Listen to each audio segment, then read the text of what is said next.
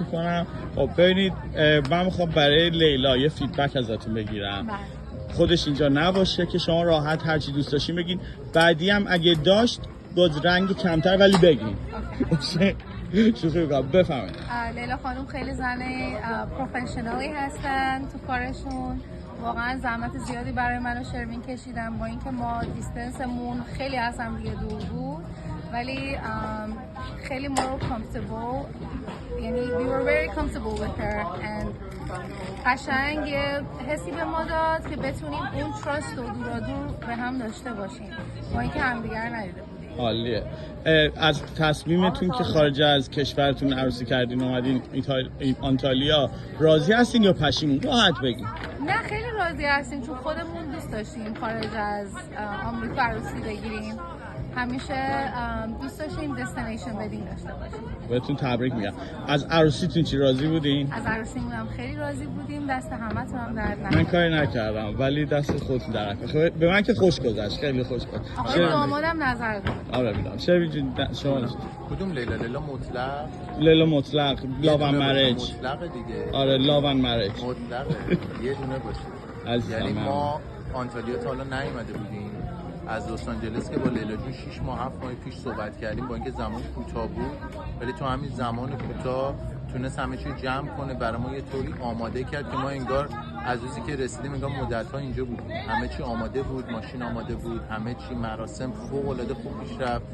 حتی یه سری سورپرایزایی که برای مهمونا داشتیم که حالا اگه ویدیویی دیده بشه یا چیزی مثل دنسر و اینا خیلی قشنگ توی برنامه وارد شدن و فوق‌العاده همه چی عالی برگزار شد.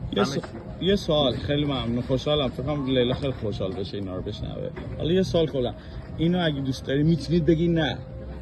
اگه همه پولتون رو میدید به من؟ نه. آفرین. نه حالا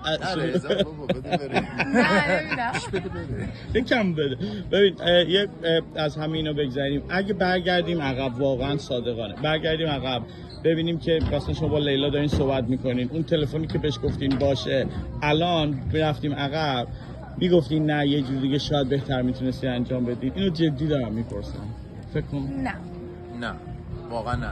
خیلی حرفه. ببین شما وقتی که بیرون کشور، اصلا بیرون کشور، شما حساب کن تو خود کشور خودت بخوای به یه کسی اعتماد کنی، قراردادی می‌بندی، نمیدونی اون شخص چقدر روی اون قرارداد پایبنده، چه برسه که از یک کشور با یک کشور دیگه تماس میگیریم و این اعتماد به صورت کاملا ضمنی برقرار میشه و همه چی طبق قرارداد پیش میره.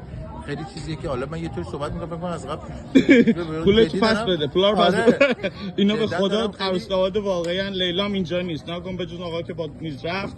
ببینین اینجا رو نگاه کنید، فقط وسایل خالی. آره کاملا دارم خیلی ممنون. آره خیلی دارم واقعیت. آره دارم همینجوری فعل دارم میگم. ولی از رو متن نگفتی، اونی که ما بهت گفتیم نگفتی. این پای مثل صدا و سیما نوشته.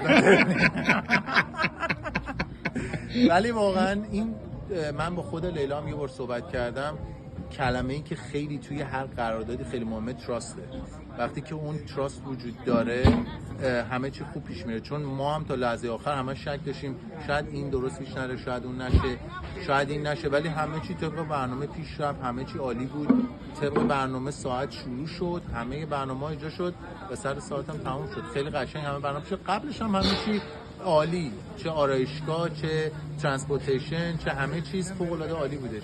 حالا واقعیت دارم میگم، یعنی چیزی نیستش که ما بخوایم الکی بخوایم دروغ بگیم.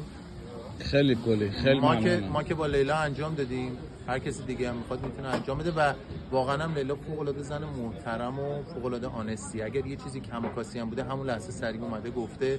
اگر یه لحظه یه سوء تفاهم هم پیش اومده همون لحظه خیلی سریع برطرف شده و متوجه شدیم که حالا این قضیه میتونه خیلی راحت حل بشه و کنارش رد بشیم. بها تو هر قراردادی هم وجود داره. عالی بوده، همه چی عالی. بچه خیلی ممنونم، خیلی خوشحالم از آشناییتون.